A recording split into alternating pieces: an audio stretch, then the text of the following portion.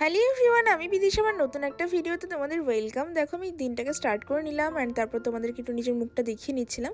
তারপর দেখো, আমি তাড়াতাড়ি করে গিয়ে স্নান করে নিয়েছিলাম, কিন্তু এই স্নানটা দেখতে যতটা সোজা মনে হচ্ছে ততটা সোজা অ্যাকচুয়ালি আমার দিনটা ছিল না।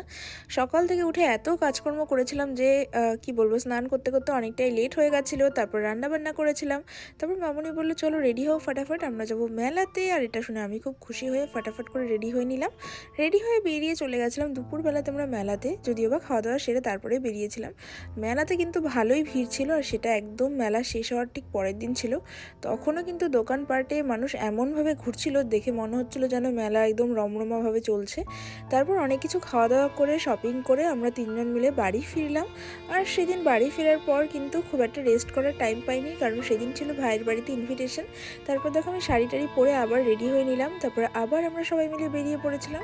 প্রথমে চলে গেছিলাম একটু মিষ্টির দোকান। মামনি পাপা সেদিন প্রথমবার যাচ্ছিল ভাইয়ের বাড়িতে। যাই হোক, তারপরে আমি, মামনি, পাপা তিনজন মিলে পৌঁছে গেলাম। আর আমার বড় একটু পরে চলে এসেছিলো। তারপর আমরা খাওয়া দাওয়া করলাম, করে ওখান থেকে বেরিয়ে বাড়ি ফিরে দিনটাকে এন্ড করলাম। Bye bye.